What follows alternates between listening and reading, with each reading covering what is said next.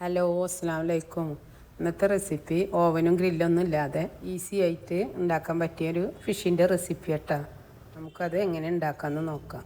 ഒരു മിക്സിയുടെ ജാർ എടുത്തിട്ട് നമുക്ക് 8 വെളുത്തുള്ളി എടുക്കുക, ഒരു 6-7 ചുവന്നുള്ളി, 2 പച്ചമുളക്, ഒരു വലിയ കഷ്ണം ഇഞ്ചി, ലേശം വേപ്പില, ഒരു 1/4 ടീസ്പൂൺ മഞ്ഞൾപ്പൊടി, 1.5 ടീസ്പൂണ് മുളക് പൊടി, 1.5 ടീസ്പൂണ് കുരുമുളക് പൊടി, നമുക്ക് കയ്യിലുണ്ടെങ്കിൽ 1 ടീസ്പൂണ് അറബിക് മസാല എടുക്കട്ട, പിന്നെ 1 ടേബിൾ സ്പൂൺ വെളിച്ചെണ്ണ, ഒരു പകുതി ചെറുനാരങ്ങയുടെ നീര്. എന്നിട്ട് നന്നായി അരച്ച് കൊണ്ടുവരണം, നന്നായി പേസ്റ്റ് ആക്കണം കേട്ടോ.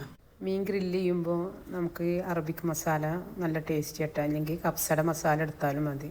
അങ്ങനെ ഒന്ന് ട്രൈ ആക്കി നോക്കി നോക്ക്, അടിപൊളി കേട്ടോ. നമ്മുടെ മസാല ഇവിടെ നന്നായി അരച്ച് കൊടുക്കുന്നുണ്ട് കേട്ടോ. ഇനി നമ്മുടെ മീനിലേക്ക് പുരട്ടി കൊടുക്കാം.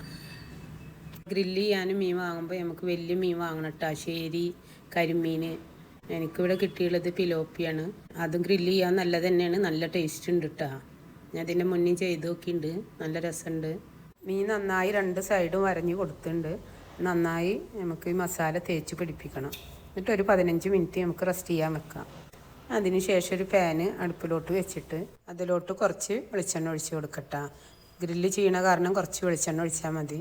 മീഡിയം ഫ്ലെയിമിൽ വെക്കണം കേട്ടോ. ഇനി നമ്മുടെ മസാല പുരട്ടി വെച്ച മീൻ നമുക്ക് പാനിലോട്ട് വെച്ച് കൊടുക്കാം. 2 സൈഡും കുക്കായി വരുന്ന വരെ വെയിറ്റ് ചെയ്യട്ടോ.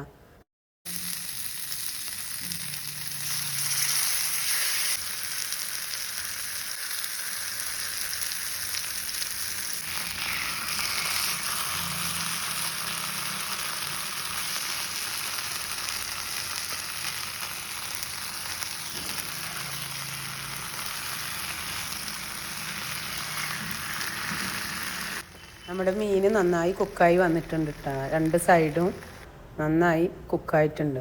മീൻ ഗ്രില്ല് ചെയ്ത കാരണം ഞാനിതിൻ്റെ കൂടെ കുറച്ച് വെജിറ്റബിൾ ബോയിൽ ചെയ്തെടുക്കുന്നുണ്ട്.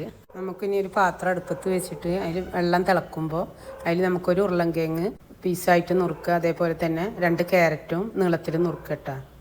ഒന്ന് തിളച്ച് വരുമ്പോൾ നമുക്കത് എടുക്കുക. എന്നിട്ടൊരു ഐസ് വാട്ടറിൽ ഇട്ട് കൊടുക്കുക. നമുക്ക് അത് അതിൻ്റെ ആ ഫ്രഷ്നെസ് പോവാതിരിക്കാനാണ് ആ വെള്ളത്തിലിട്ട് കൊടുക്കുന്നത്. അതിൻ്റെ ശേഷം നമുക്കൊരു പാൻ അടുപ്പത്ത് വെച്ചിട്ട് ഒരു ലേശം ബട്ടർ ഇട്ട് കൊടുക്കുക.